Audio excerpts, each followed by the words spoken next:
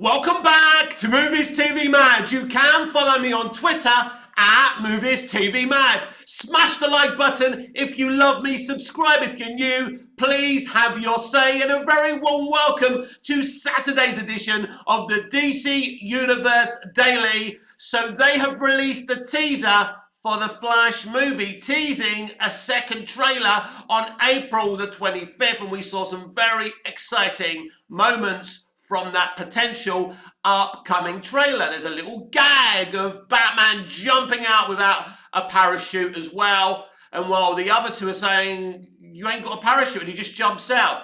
And it's really, really funny. I'm surprised at Christina Hodson. She actually wrote something funny. I mean, it's insane, right? But whether you're excited about the Flash movie or not, it's an event. DC film hasn't had a huge event really since James Gunn's The Suicide Squad and James Wan's Aquaman movie and the Snyder Cut. We used to have events all the time. Not all the time, but during the Snyderverse, Man of Steel was a huge epic event. You could tell by the trailers. Batman vs Superman Dawn of Justice was a huge epic event. You could tell by the promotional material.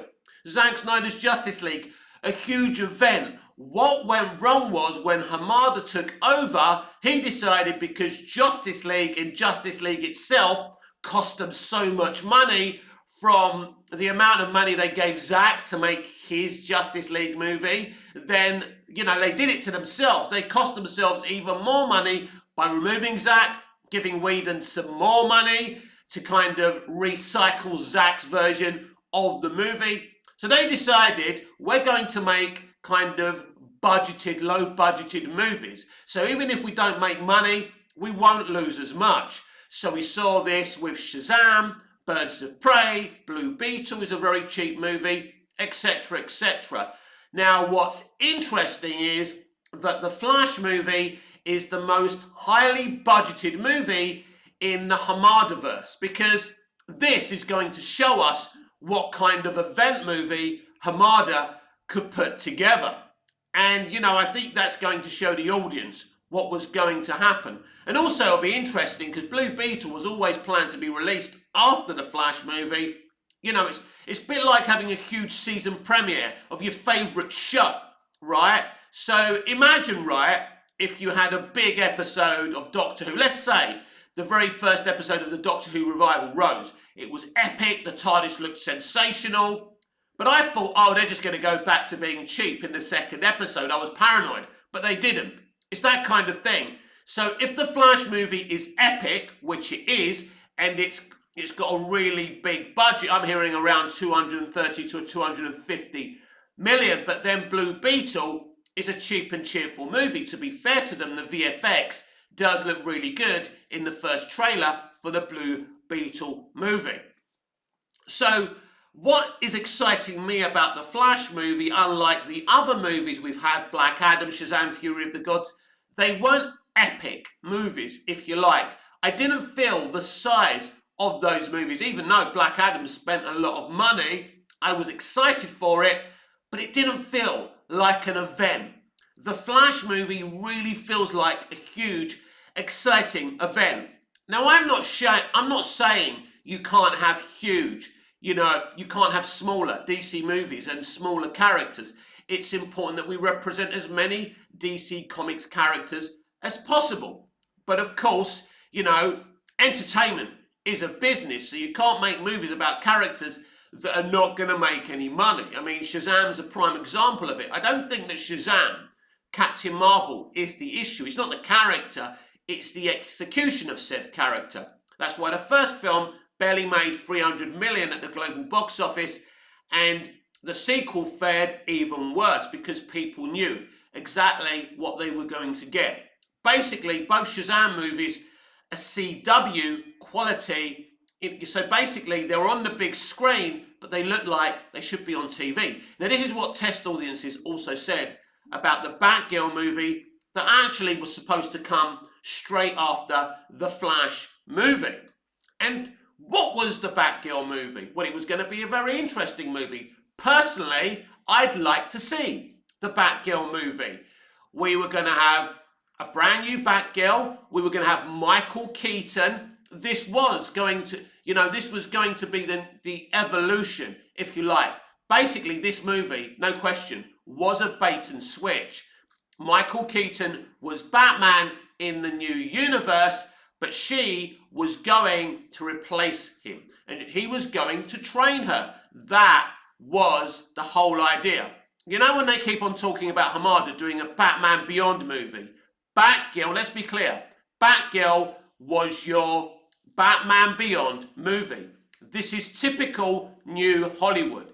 They want to rewrite history. So instead of a male Batman Beyond, they decided to use Batgirl as Batman Beyond, as the new Batman, if you like, rewriting DC Comics history. They're doing it with every IP. These IP bandits, which is every single studio, network and streamer in entertainment today, they'll take your favourite IPs, make you excited, then rewrite the history of those IPs. And that was the idea of Batgirl. Now, I don't like the idea of taking, Batman Beyond and turning it into a Batgirl thing, right? Batgirl is an awesome character. I've read her. She's awesome. She's brilliant. She deserves a great movie. Great characterizations. I believe Ben Affleck would have done her right in The Batman movie. But at this moment in time, that movie's never happening. But who knows what the future holds, right? So I would like to see Batgirl because Batgirl was coming straight after the Flash movie. But yeah, the Flash movie at least is doing something that we haven't had in DC film for a long time. It's a huge event, and I can see that people are excited. And of course, there's the fan politics, the Snyderverse fans, the so-called real DC fans. Someone actually did an interesting article asking if real DC fans are actually just MCU fans.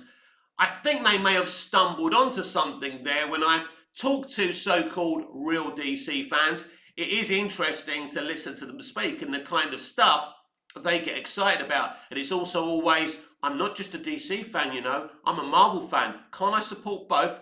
Of course you can. If you're genuinely supporting both and you're not just doing it on purpose for other reasons. So that's what excites me about The Flash. It's huge.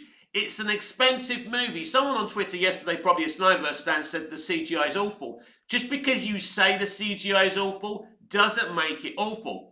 I haven't seen anything in the promotional material or the test screening that I saw that tells me the CGI is bad. Maybe it needs a little bit of refining because we're not even in June yet. We're still in April. So they're refining the movie. They'll be refining this movie and working on this movie till the day of release. They do that all the time. This is how they make movies today. Now, a lot of CBMs these days, especially MCU movies, well, the VFX ain't that great because they don't have enough people working. They don't have enough VFX people working on the projects because they're trying to squeeze as much money out of these companies as possible. And it's not right and it's not fair, but this is where we are today. But I believe the Flash movie is an exciting event. Now, am I angry that Supergirl is replacing Superman in the Flash movie? You damn well know I'm angry and frustrated about that. Should Henry Cavill get his swan song like Ben Affleck is getting in this movie?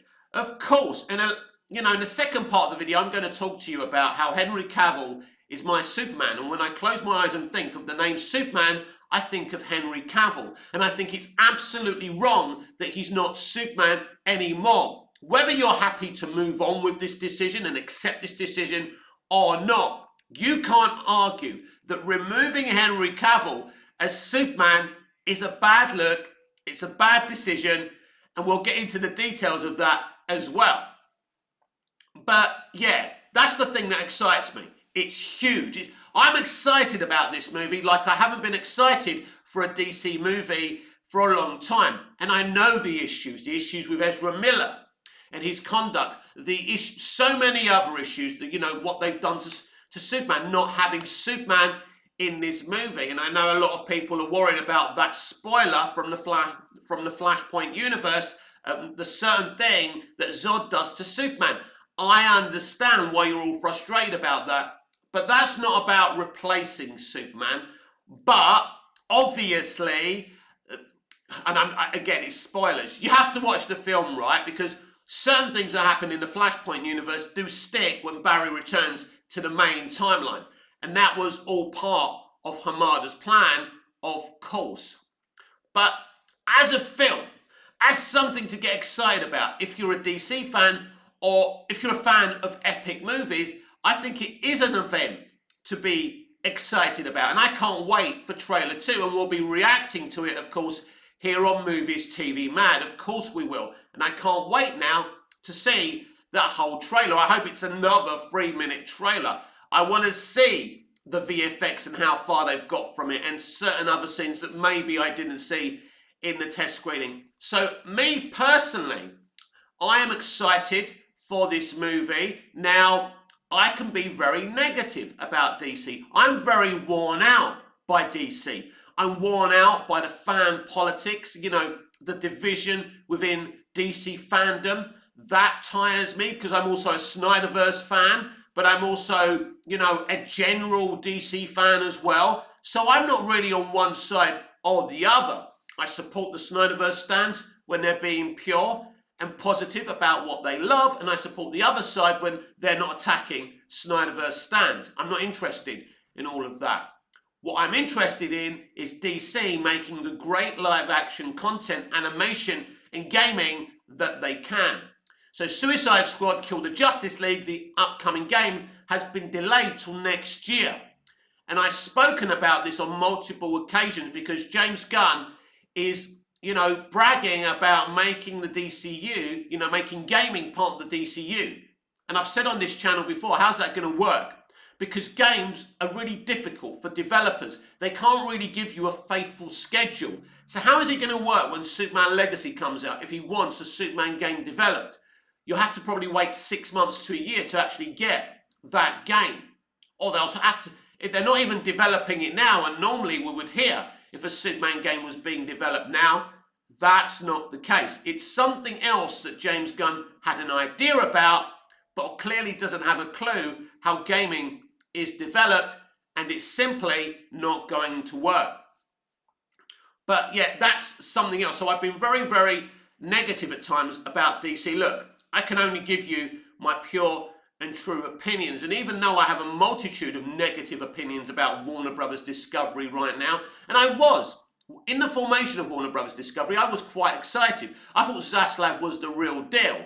Now I know he's not. When you knock the HBO off of Max, when you don't even put WB in the branding of your streaming platform, you know, I know that you're a muppet. You know, when you say you're bringing back Henry Cavill as Superman, and then you let your new co-CEO of DC Studios kind of reverse that decision and treat that actor like shit and treat the fans like nothing, like they're idiots, and then you've got James Gunn saying, well, I never sacked Henry Cavill, he was never Superman. That's the argument, isn't it? People say to me, well, he didn't have a contract anyway. Well, he didn't have a contract when they brought him back as Superman, but they still brought him back as Superman. It's a removal. It's a firing, right? If James Gunn wanted him to continue as Superman, he would have brought him back as Superman, and he didn't.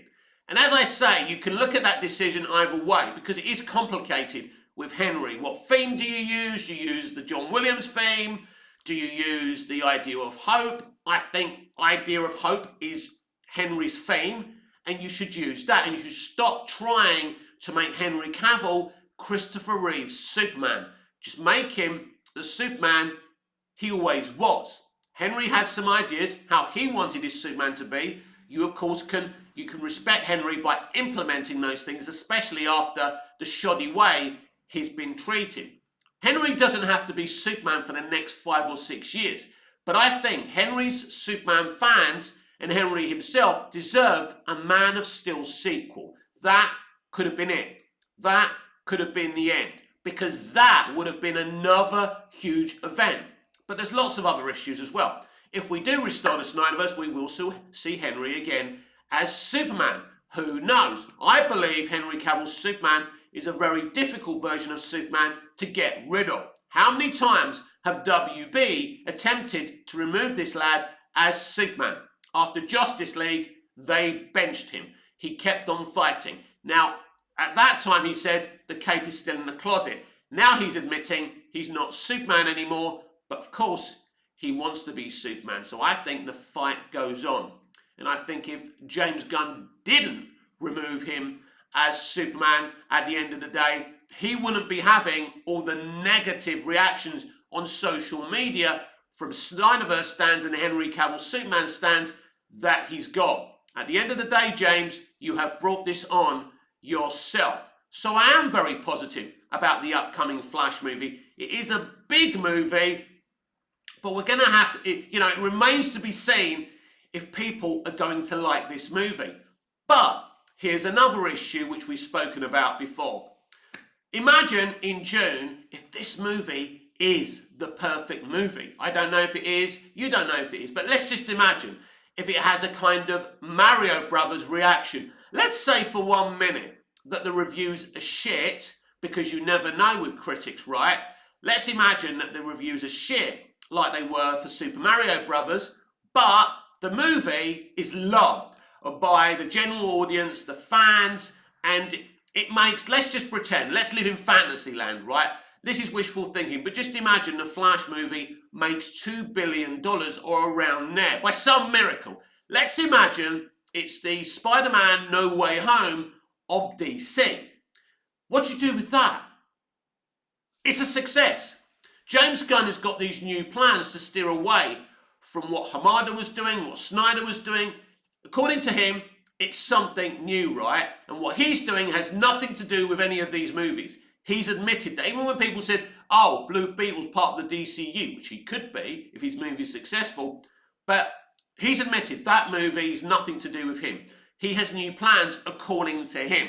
I'm a bit more cynical about his so-called new plans. But anyway, the Flash movie is a huge hit. Zaslav is going to have a differing opinion to James Gunn and Peter Safran what the future of DC should be. Because this guy, as I say, is an IP bandit and he's desperate to make money. I think that Zaslav is an opportunist. I didn't believe this before, but I do now. He just came in to try and upscale WB as much as possible before he sells it to Comcast and Universal. I genuinely believe that playing a fault now. I was against this. You obviously can clip me, and I said the opposite before, but now because I'm more informed about that situation, that's what I believe. But it's still, at the end of the day, if the Flash movie is successful, then you've got to use Sasha Calle's Supergirl. Now, this is an interesting situation because James Gunn has said he hasn't made a final decision if Sasha will be his Supergirl or if he'll use another Supergirl. Well, think about it. Sasha Calle is being loved, is being memed in a positive way on the internet. She's loved as Supergirl. What are they going to do? We know that Zaslav outranks Gunn. You don't need me to tell you that. If that film is popular and she's popular, right? He has to use her. Now, I suspect he doesn't want to use Sasha as Supergirl. Now, she's perfect, actually. If we want to talk about the politics of today, the new Hollywood of today, she's perfect. She's Latinx. She looks like a really good, solid pro, a great kid. So she's perfect to play Supergirl because she's representation, she's inclusive, she's Latinx, she's perfect, right? She's perfect to play a new age kind of Supergirl, if you like. So if she's popular, you would have to be mad not to use her. James Gunn would have to be insane not to use her. He would have no choice. This is what I'm saying to you. If this movie is successful, they're literally going to have to launch a new DC universe from that movie, continuing from that movie. Now, obviously, at the end of the movie, they set the timeline in the way that James Gunn wants it. So I'm sure there'll be a hint to what the future will be, because basically in the test screening that I saw, they set it up at the end the way Hamada wanted to move forward. And that's what you see originally at the end of that movie. Now, James Gunn and Safran have made changes to what happens at the end of the movie and the way they want to set up their new DC universe. So what I saw isn't going to be what we see when this movie is released in theatres. So I want to be absolutely clear about that. So I'm as in the dark about that as you are. But what I'm saying to you is, if this film really works, you have to do more off of it. Because clearly that's not the plan. Ezra Miller ain't going anywhere. Let's be clear.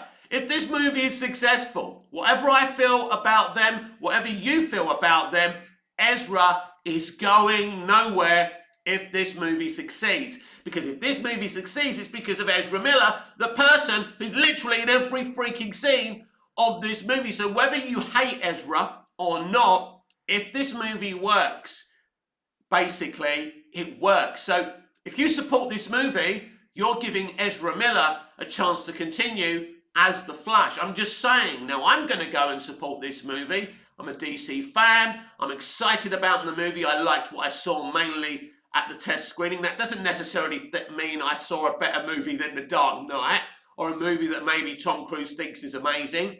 But I did see something I liked, and I was very shocked by the film, how well it was written, and even the gags are funny. And as I said earlier, I'm surprised.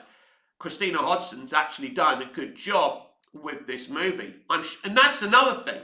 Now, this is an interesting thing as well. Christina Hodgson wrote the Flash movie. Now, the other stuff she's written recently, like Bumblebee, which I thought was okay, and Birds of Prey, have had differing reactions. Now, she is part of the new DC Studios writing team. She's part of James Gunn's team. So that is very, very interesting, my friends. So clearly, Gunn liked the Flash movie, as he says he did, and she's got a job. That's very, very interesting.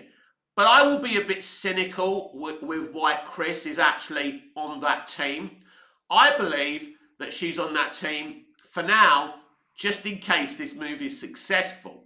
And I think if this movie flops, and I think it's a modern day DC movie, it can go either way. If this movie flops, she will walk away from that team, James Gunn's new DC Studios team, writing team. If it's a success, she'll be there and they'll say, well, this is why we kept her on. We always believed in her. This is the way Hollywood works, my friends. It's as simple as that. So basically, you better prepare yourselves. If this film is successful, basically, they're spinning off everything. You know, James Gunn's plans may have to change. Now, in terms of who he casts as Superman Legacy, those plans don't change. But maybe we wasn't originally going to see Ezra Miller in Superman Legacy, right? Well, I think if this movie is successful, you're going to see Supergirl as part of in that movie as well, because I think James will introduce people like his Supergirl in Superman Legacy, his Batman in Superman Legacy. He's going to world build a lot, and that's kind of an exciting thing for me to think about, kind of the cameos we're going to also see in Superman Legacy. So if this movie succeeds, make no mistake, Sasha Calle will remain as Supergirl and Ezra Miller will be the Flash. You can't remove Miller if this film is successful. Now, let's talk about Henry Cavill's Superman. He's made a very big impression on people since Man of Steel. And this is very interesting to me. I remember being around a friend's house and him putting the laptop on and Henry Cavill's picture came up as he was announced. And there was when the news announced it, he was with his then girlfriend down the pub. Very down to earth, never seen him before. I heard he'd been in some period drama, but to me he looked like Superman. He was tall, he was buff, he had, beautiful dark hair, beautiful eyes. To me, he looked like Superman. I was very impressed by his performance in Man of Steel. I thought it was such a strong performance. He really played it well, and he had some really dramatic moments to do. But when we got to the end of the movie, he really impressed me in the Daily Planet as Clark Kent. He felt like another entity. The smile, welcome to the planet, all of that. And as I say, it works. The whole thing works. He's a great Clark Kent. He's a great Superman. Whether you like BVS or not, his performance is great in the movie. Like people saying that he wasn't good in BVS. No, you may not like the way Superman was in BVS. You can't say the actor did anything wrong. The actor delivered the performance that the script and the director dictated him to perform at the end of the day. So when I close my eyes these days and I think of Superman, I think of Henry Cavill. Now, as you know, I grew up on Christopher Reeve. Christopher Reeve is the most iconic, wonderful Superman of all time. And what a great guy he was, icon. I will always hold his version of Superman close to my heart. But Henry Cavill is my Superman and most of your Superman. Whether you like the movies he was in or not, we must all agree, without being idiots, he's a great Superman. And it's going to be very, very difficult for me to see someone else in that role. And every time I see a gif of him on Twitter, or I watch Man of Steel or BVS or the Snyder Cut, or even Justice League, you know, you just reminded how good he was. And people kind of telling me, well, he's 40 now, it doesn't really bother me. Because 40, first of all, isn't old. Secondly, the guy's in great shape. And he deserved his sequel. He deserved his send-off. What he didn't deserve was not to be involved in the Flash movie and be replaced by Supergirl. That is toxic behavior, my friends. Now, that wasn't James Gunn's decision. Those things happened before James got involved. No question about that. But he could have done something about it. If he wanted to give, you know, Henry the right farewell, he could have said, you know what, Henry, you're not my Superman anymore, but I think we'll shoot you like 5 minutes in the end or something. So you get your swan song like Batfleck did, right? But no.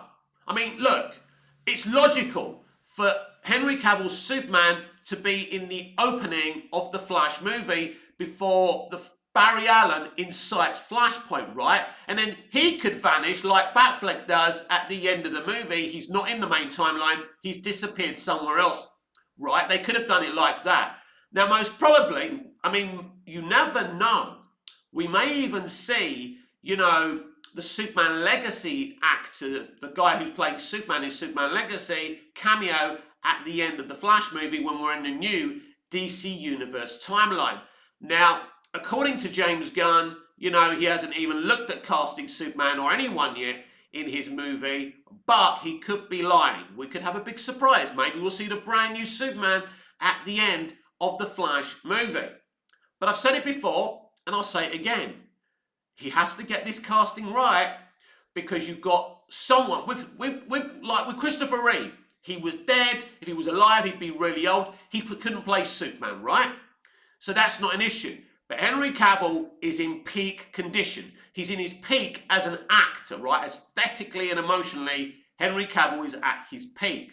So if you do a dumb casting as the new Superman, people are going to be looking and saying, oh my God, they got rid of Henry Cavill for him. And that's going to be harsh on the new actor. And I'll try not to do that to the new actor. I'll try and be as supportive as I can, but I won't, you know, I won't dial down my reaction and how I feel. I am frustrated that Henry's no longer Superman, but if this is a great piece of brand new casting for Superman, I will say it. If I love the casting, I'll say I love it. If I hate the casting, I'll say I hate it. But I'll never be disrespectful to the actor themselves unless they start coming out and saying stupid shit and being offensive to the fandom. We're the customer. You've got to take whatever we say. Simple as that. We're the paying customer. You need us. We don't need you. You need us more than we need you. Simple as that. But it is very hard for them because James Gunn really, really has to cast the right person. And it would be even worse if you decided to cast, let's say, a minority actor in that role. So who knows, we may see the brand new Superman at the end of the Flash movie. Probably unlikely if you believe that James Gunn hasn't got involved with the casting process of Superman yet. But clearly, when we're at the end of the Flash movie, there's going to have to be some kind of hint that we're in a new timeline. What's really weird about the Blue Beetle movie, the trailer doesn't hint whether we're in a new timeline or not. Is the Blue Beetle movie set after the Flash movie or before the Flash movie? That's interesting. We know Batgirl was definitely set narratively after the Flash movie because Michael Keaton is Batman in the new DCEU as it was in the Hamada-verse.